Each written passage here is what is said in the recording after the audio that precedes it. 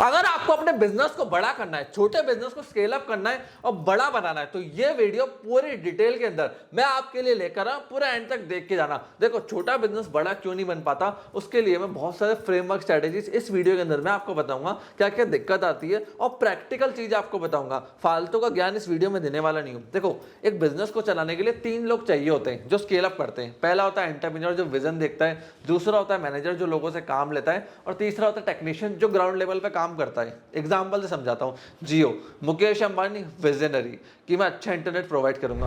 अब उसको चाहिए मैनेजर्स जो लोगों को मैनेज कर पाए, कस्टमर को डिलीवरी दे पाए और पूरे प्रोसेस और काम को देख पाए, ताकि मुकेश अंबानी हर चीज को ऑटोमेट कर पाए। और तीसरी चीज होती है टेक्नीशियंस। टेक्नीशियंस कौन लोग हो गए? जो कॉल सेंटर में बैठेंगे, वायरिंग को इंस्टॉल करेंगे, वायरिंग्स को देखेंगे, कनेक्टिविटी को देखेंगे, सारे मतलब जो डेली के ऑपरेशंस होते हैं वो नीचे के लोग देखते हैं, नीचे वाली लेयर के अंदर बैठ के। अब 3 जने चाहिए होते हैं किसी भी धंधे को बड़ा करने के लिए, स्केल अप करने के लिए। आपको एग्जांपल देके समझाता हूं। दुनिया का सबसे पहला फ्रेंचाइजी मॉडल किसने लॉन्च करा था? मैकडॉनल्ड्स ने लॉन्च करा था। किसने? मैकडॉनल्ड्स ने। मैकडॉनल्ड्स ने 1952 में फ्रेंचाइजी मॉडल लॉन्च करा। 40 इयर्स में $40 बिलियन का रेवेन्यू इन्होंने जनरेट करा। 28,000 से ज्यादा आउटलेट इन्होंने 40 साल में खोल डाले थे, 40 साल के बिजनेस में। फिर देखिए, इनका एक आउटलेट उस समय $2 मिलियन का बिजनेस करता था। आज तो इनके 50,000 से भी ज्यादा आउटलेट है पूरी दुनिया के अंदर। और इन द ईयर 2000 मतलब पूरी दुनिया ने क्या करा, मैकडॉनल्ड्स को देखा और समझा कि कैसे इन्होंने बड़ा धंधा बनाया, स्केल अप करा। बर्गर को इन्होंने इतने बिलियंस ऑफ डॉलर की इंडस्ट्री बना दी। और इन द ईयर 2000 दुनिया भर के अंदर 3,20,000 से भी ज्यादा फ्रेंचाइजीज बिक चुकी थी और 75 इंडस्ट्रीज ने अपने फ्रेंचाइजी मॉडल लॉन्च कर दिए थे। अब इस चीज को समझो, जो फ्रेंचाइजी बिजनेस है ना, वो आने वाले टाइम में और तेजी से बढ़ेगा। अगर आपको ऑटोमेट करना है, स्केल करना है, तो मैं आपको आगे बताऊंगा कैसे फ्रेंचाइजी मॉडल मदद करता है। और भी मैंने डिटेल वीडियो फ्रेंचाइजी मॉडल्स के ऊपर बनाई है, आप जाके चेकआउट कर सकते हैं। देखिए, रे था एक सेल्समैन, उसने क्या करा, मैकडॉनल्ड्स के पास गया, वहां देखा इनका बर्गर बहुत अच्छा है, विद इन 60 सेकंड में बना के दे रहे हैं। तो उसको एक चीज समझ में आ गया था, उसका विजन क्लियर था, मुझे बर्गर नहीं बेचने, बर्गर टेक्नीशियन बेचेगा, 8,000, 7,000, 12,000 वाला आदमी। मैं बेचूंगा फ्रेंचाइजी 2 करोड़, 4 करोड़, 5 करोड़ की। तो उसने फ्रेंचाइजी का मॉडल बनाया। उसमें बहुत सारे क्वेश्चन उसके पास आए। जैसे जब वो फ्रेंचाइजी बेचना था 5 करोड़ की, तो लोग उससे क्वेश्चन पूछते थे, विल इट वर्क? तो उसने एक बिजनेस के प्रोसेस बनाए, सिस्टम बनाए, एल्गोरिथम्स बनाए, एक एसओपी को तैयार करा कि अगर मेरी फ्रेंच फ्राइज कस्टमर के लिए 7 मिनट तक मेरी प्लेट पे पड़ी हुई है तो कचरे के डब्बे में, 7 मिनट से ज़्यादा पड़ी रह गई कचरे के डब्बे में। बर्गर 10 मिनट से ज़्यादा पड़ा रह गया, कस्टमर को डिलीवरी नहीं हुई, कचरे के डब्बे, मतलब आपने ऑर्डर करा, आप लेने नहीं गए 20 मिनट तक, सीधा वो कचरे के डब्बे में जाएगा। और अगर कस्टमर को 60 सेकंड से कम में डिलीवरी नहीं हो रही है, तो वहां पे ये फ्रेंचाइजी एग्रीमेंट टर्मिनेट कर देते थे। और ये लोग क्या करते थे, ठोक पीट के अपने फ्रेंचाइजी ओनर्स को तैयार करते थे क्लीननेस के लिए, डिसिप्लिन के लिए। जब तक बंदा ठोक पीट के सारे प्रोसेस नहीं समझता था, ये फ्रेंचाइजी की चाबी नहीं देते थे चालू करने की। इस चीज का ध्यान रखना। यूनिवर्सिटी ऑफ हैमबर्गर इन्होंने चालू करी थी, वहां पे लोगों को सिखाते थे, प्रोसेस को रिपीट करते थे। उससे क्या होता था, एक सस्ते आदमी को तैयार करते थे, प्रोसेस को ऑटोमेट करते थे और कॉस्टिंग को कम कर दिया। अब देखो, इनकी जो फैक्ट्री है ना, वो सेल्स में नहीं है, परचेज में ही थी, कॉस्टिंग में थी। क्योंकि आप जब कॉस्टिंग को कम कर चुके, अपने एम्प्लॉय की सैलरीज को कम कर चुके, बल्क में आप बाय कर रहे हो, तो आप किसी भी प्राइस के ऊपर मार्केट में बेच सकते हो, कभी भी कॉम्पीट कर सकते हो, अप एंड डाउन कर सकते हो। बट जब आपकी कॉस्टिंग बहुत ज्यादा है तो मार्केट के अंदर कॉम्पीट करने में दिक्कत आती है। अब देखो, इन्होंने अपने बिजनेस के ऊपर वर्क करा, ना कि बिजनेस के अंदर घुस के। Working on your business, not in it, is the ultimate success strategy for your business. आप एक चीज समझो, आपका बिजनेस और लाइफ 2 डिफरेंट चीजें हैं। अगर आप पूरे टाइम बिजनेस में लगे रहोगे, अपनी लाइफ पे ध्यान नहीं दोगे, अपनी हेल्थ के ऊपर ध्यान नहीं दोगे, तो आप कभी बड़ा बिजनेस नहीं बना सकते हो। इस चीज का ध्यान रखना। इसीलिए दुनिया भर के अंदर फ्रेंचाइजी मॉडल्स को इंट्रोड्यूस किया गया। अब होता क्या, मैं आपको एक चीज समझाता हूँ। बिजनेस में कॉम्प्लिकेट चीज होती है एक्सपेंशन करना। एक्सपेंशन करोगे तभी तो स्केल होगा, तभी तो प्रॉफिट आएंगे बड़े। अब स्केल करने के लिए मुझे क्या करना है? अगर मैं बर्गर बेच रहा हूँ, चाउमीन बेच रहा हूँ, तो मुझे दूसरे सिटी में जाना पड़ेगा। कस्टमर ऐसा नहीं मुंबई वाला दिल्ली आ जाएगा, वहां मुझे आउटलेट डालना पड़ेगा मुंबई के अंदर। अब वहां मुझे आउटलेट डालना है, तो वहां मैं मैन पावर बिठाऊं, एक आदमी को हायर करूं, पूरे प्रोसेस को देखूं, सीसीटीवी लगाऊं, तो मेरे बहुत ज़्यादा पैसा, मैन पावर, टाइम लग जाएगा। रादर देन मैं बिजनेस पार्टनर फाइंड आउट कर लूँ मुंबई में कि भाई तो कस्टमर देख, सेल्स देख, पीछे का जो रॉ मटेरियल है, प्रोसेस है, वो मैं तेरे को देता हूँ, तो उससे मेरा काम ईजी हो जाएगा। In simple words, franchisee model is a unique way of your doing your business, मतलब आप कैसे यूनिक वे में अपने बिजनेस को करते हो, कस्टमर्स को लेके आते हो, वही आपका एक फ्रेंचाइजी मॉडल आगे जाके बनता है। आपको ग्राफिकली का तैयार करना पड़ता है। आज मैं आपको 7 स्ट्रेटेजीज दूंगा successful franchisee model and scalable business बनाने के लिए, अगर आप एक छोटा बिजनेस कर रहे हो। सबसे पहली चीज 7 स्ट्रेटेजीज में होता है, पहले आपका एम। अगर आपका एम क्लियर नहीं है, आप क्लियर नहीं अपने विजन को लेके, गोल को लेके कि भाई मुझे क्या कस्टमर को सस्ते में प्रोवाइड करना है, महंगा प्रोवाइड करना है, महंगा बेचना है, सस्ता बेचना है, मुझे अल्टीमेटली करना क्या है। जब तक एम क्लियर नहीं होगा, इस चीज़ का ध्यान रखना, बिजनेस बड़ा नहीं होगा, आप भटकते रहोगे बार बार अपनी राह से। तो एम को क्लियर करो। दूसरा होता है आपके स्ट्रेटेजिक ऑब्जेक्टिव क्या है, मतलब पैसा है, लोगों का वेलफेयर है, स्केलेबिलिटी है, ऑटोमेट करना है, या ऑटोमोट पे मेरे को जनरेशन को पास ऑन करना है मेरा बिजनेस। स्ट्रेटेजी क्या है मेरी कि मुझे ऑटोमेट करके, जैसे 20 लाख रुपए गल्ला ऑटोमेट कर दिया, अब मुझे हर महीने 10 लाख रुपए इससे आ रही है, ये मेरी स्ट्रेटेजी होनी चाहिए, ये मेरा ऑब्जेक्टिव होना चाहिए।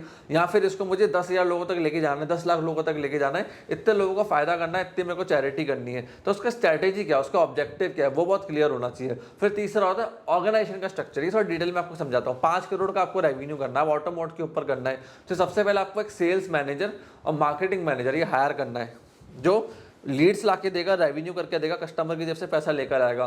फिर आपको हायर करना है प्रोडक्ट मैनेजर और सर्विस मैनेजर, जो अगर प्रोडक्ट बिजनेस है तो प्रोडक्ट डिलीवरी करेगा, उसकी रिस्पॉन्सिबिलिटी है। सर्विस मैनेजर है तो सर्विस डिलीवर करेगा, उसकी रिस्पॉन्सिबिलिटी है। फिर इन सब के ऊपर आएगा आपका सीओओ, और साइड में आपका होगा अकाउंटेंट, जो अकाउंटिंग करेगा जीएसटी की, टैक्सेस की, पैसा आने की, पैसा जाने की, अकाउंट्स खुलवाने की, पैसों को रखने का, मैनेजमेंट करने का, सैलरीज बांटने का। सीईओ आपका सिंगल कनेक्ट होगा स्ट्रक्चर के अंदर, सीईओ सबसे ऊपर, फिर नीचे अकाउंट्स वाले, फिर उसके बाद प्रोडक्ट और सर्विस मैनेजर, फिर आपके सेल्स और मार्केटिंग मैनेजर। जिससे क्या होगा, आपने एक सिस्टम और एक एसओपी प्रोसेस तैयार कर दिया। अब एक सेल्स मैनेजर को छोड़ के जाना है तो जीडी आपके पास पड़ा हुआ है, दूसरा आप हायर कर लोगे। अगर वो परफॉर्म नहीं कर रहा, उसकी तबियत खराब है, कुछ भी इशू हो गया, तो आपको हायर करने में टाइम नहीं लगेगा। आपको एक सिस्टम डिपेंडेंट बिजनेस बनाना है। It's your system, it's your business, it's your kingdom. जब चाहे आपको लगे बंदा काम नहीं कर रहा, फायर करो, नया आदमी लेकर आओ और उसको रिप्लेस कर दो जो काम नहीं कर रहा सिस्टम के अंदर, ताकि आपका सिस्टम चलते रहे। बंदा डिपेंडेंट मत बनना, बंदा डिपेंडेंट हो जाओगे आपकी कंपनी डूब जाएगी, इस चीज़ का ध्यान रखना। फिर आता है मैनेजमेंट स्ट्रेटेजी। अब धंधे को बड़ा करना है तो हमें ए क्लास कॉलेज से ए क्लास आदमी लेकर आना है, राइट और रॉन्ग? रॉन्ग। आपको राइट लोग लेकर आने जो आपके सिस्टम के अंदर फिट हो जाए। कभी भी जो ए क्लास कॉलेज होते हैं ना, ए क्लास लोग होते हैं, उनके पास मत जाना। राइट लोग ढूंढने पे फोकस करो, राइट आदमी, ना कि ए क्लास आदमी जो आपके उस सिस्टम में फिट हो जाए। पहले मैं गलती कर चुका हूँ इसलिए मैं आपको बता रहा हूँ, सिस्टम में फिट होने वाला आदमी चाहिए। फिर इस प्रोसेस को डेवलप करो, क्योंकि आपका धंधा सिस्टम से चलेगा, पीपल से नहीं, इस चीज़ का ध्यान रखना। फिर 5वीं चीज़ होती है पीपल स्ट्रेटेजी। अब वो क्यों जरूरी, मैं आपको बताता हूँ। कभी बड़ा बिजनेस बनता है, स्केलेबल बिजनेस बनते हैं ना, तो आपने देखा होगा वहाँ लाखों लोग काम कर रहे हैं। रिलायंस के पास 3.5 लाख लोग हैं, टाटा के पास 4 लाख लोग काम करते हैं, रेलवेज में लोग काम करते हैं, ओयो में, जोमेटो में, उबर में, हर बड़े स्टार्टअप में, हर बड़ी कंपनी में लोग काम करते हैं, फैक्ट्री में लोग काम करते हैं। तो अल्टीमेटली आपको ह्यूमन से डील करना आना चाहिए। उसके लिए आप इंसानों को पढ़ना चालू कर दो, उनकी साइकोलॉजी को, मतलब कैसे आप उसको इंसेंटिवाइज करोगे, कैसे आप उससे आउटपुट लोगे, कैसे आप उससे काम लोगे। अब धीरू भाई अंबानी पता है क्या सक्सेसफुल था, उसको लोगों से काम करवाना आता था। He is a people manager. कोई उसको कुछ भी बोल दे उल्टा सीधा, वो हंस के आंसर देता था। धीरू भाई अंबानी, उसको पता था हंस के आंसर कैसे देना है, सरकार से काम कैसे लेना है, किसी सीईओ से काम कैसे लेना है, सेल्स वाले से काम कैसे लेना है, प्रोडक्शन वाले से काम कैसे लेना है, डायरेक्टर से काम कैसे लेना है। उसको इंसानों से काम लेना आता था, तो पीपल मैनेजर था वो। फिर आता है मार्केटिंग स्ट्रेटेजी। भैया मार्केटिंग कैसे करोगे धंधा को बड़ा करने के लिए? मार्केटिंग बहुत जरूरी होती है, फ्यूल है आपके बिजनेस का। जब आप मार्केटिंग के लिए बैठो ना अपनी मार्केटिंग टीम के साथ, तो भूल जाओ आपके सपने, आपका पैसा, सब कुछ। एक चीज सोचो आपके कस्टमर के बारे में, कि आपका कस्टमर क्या सोचता है। जो एड्स बनेंगे ना, प्रिसाइज बनने चाहिए। गलत एड्स बना दो कि 80% कस्टमर वहीं चले जाएंगे, इस चीज का ध्यान रखना। आपको अपने एड्स को बहुत अच्छे से बनाना है। धंधे में मार्केटिंग को लेकर, लीड जनरेशन को लेकर कंटिन्यूसली इनोवेट करना जरूरी है। अब मैं आपको एग्जांपल दूं, अगर आप एक एम्प्लॉय हो, किसी कंपनी के अंदर जॉब कर रहे हो, तो आपका कस्टमर कौन है? आपका कस्टमर वो कंपनी है। आपको ये कंटिन्यूसली सोचना पड़ता है कि भाई मैं कंपनी को क्या आउटपुट दूं, क्या इनके लिए काम करूं जिससे मेरा पैकेज बढ़ा दे, जिससे मेरा पैसा बढ़ा दे। सेम आपके लिए भी है। अगर आप एक एंटरप्रेन्योर, आपको कस्टमर के लिए सोचना है कि भाई कस्टमर को मैं ऐसा क्या दूं जिससे मेरे को ज़्यादा पैसा दे, ज़्यादा प्रीमियम दे और लंबे समय तक मेरे साथ चले। फिर आता है सिस्टम स्ट्रेटेजी। अब देखो, अगर आपके पास सिस्टम नहीं है ना ऑटोमेशन के, तो आप स्केल अप नहीं कर पाओगे।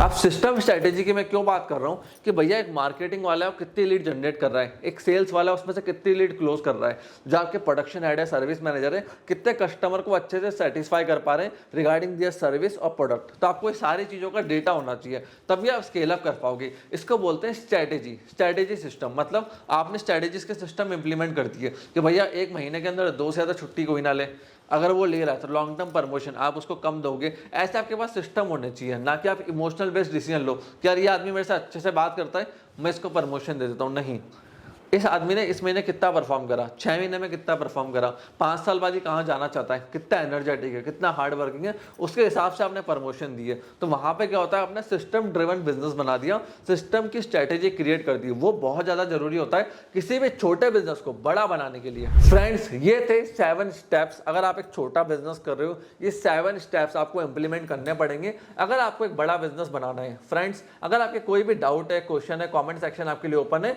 कॉमेंट सेक्शन कमेंट करके आप मेरे से पूछ सकते हैं। आपने इस वीडियो को यहां तक देखा, हम लोगों ने सपोर्ट दिया, उसके लिए धन्यवाद।